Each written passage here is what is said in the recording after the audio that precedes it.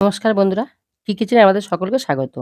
আজকে আমি বানাবো মাছ ছাড়া সম্পূর্ণ নিরামিষ মাছের ঝোল। তার জন্য আমি এখানে এঁচোড় কেটে সিদ্ধ করে নিয়েছি। এটা আমি খুব ভালো করে মেখে নেবো, পুরো আলুর মতো করে মাখবো।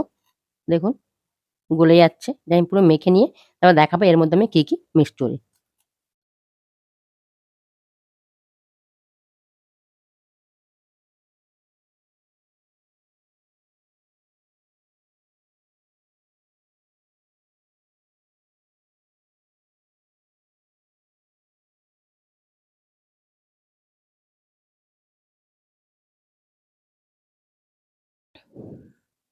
এবার দেবো একটু লঙ্কার গুঁড়ো,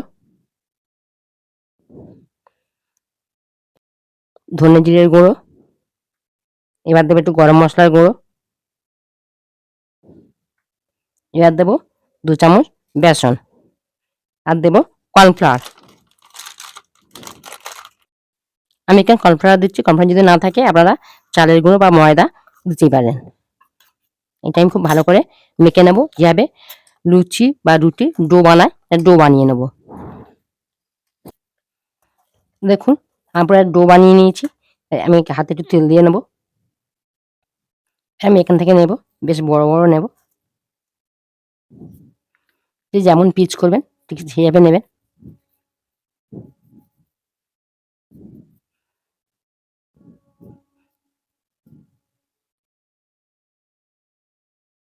আমি পুরো মাছের পিচের শেপ দেবো এটা।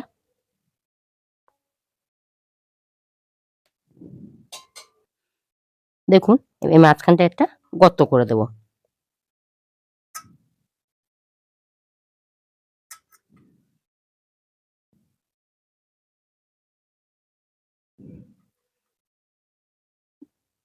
দেখুন আমার একটা মাছের পিস তৈরি হয়ে গেছে। আমি এইভাবে বাকি মাছগুলো বানিয়ে নেব।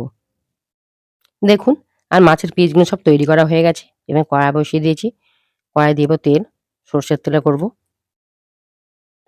আমি কড়াই তেল দিয়েছি। তেলটা আমি খুব ভালো করে গরম করে নেব। তেলটা আমার খুব ভালো মতো গরম হয়ে গেছে। এবার আমি মাছগুলো দেবো, এক একটা করে দেবো। দিয়ে উল্টো পাল্টে লাল করে ভেজে নেব।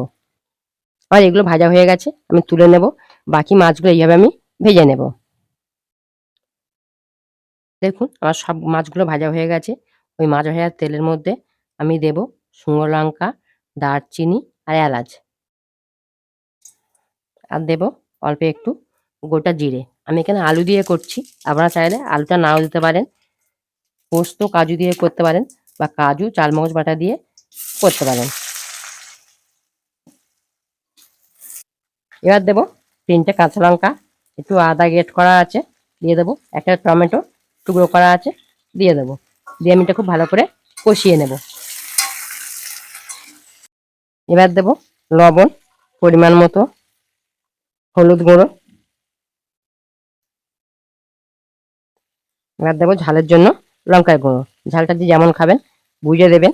আমরা একটু ঝাল বেশি খাই, তাই একটু পরিমাণটা আমরা বেশি দেবো। এবার দেবো ধনে জিরে একসাথে গুঁড়ো করা আছে, ধনে জিরের গুঁড়ো দিয়ে আমি একটু জল দেবো। দিয়ে খুব ভালো করে আমি কষিয়ে নেব। দেখুন এটা আমার খুব ভালো করে কষানো হয়ে গেছে। এবার দিয়ে দেবো পরিমাণ মতো জল। এবার দিয়ে আমি ঢেকে দেব।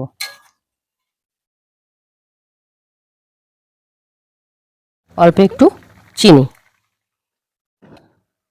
এবার আমি মাছগুলো দিয়ে দেবো। আমি এটা 5 মিনিটের জন্য ঢেকে দেবো। দেখুন আর মাছ ছাড়া মাছের ঝোল রেডি হয়ে গেছে। আমি ওপর থেকে হালকা করে একটু গরম মশলা ছড়িয়ে দেবো, দিয়ে নামিয়ে নেব। নিয়ে 5 মিনিট পরে আমি দেখাবো।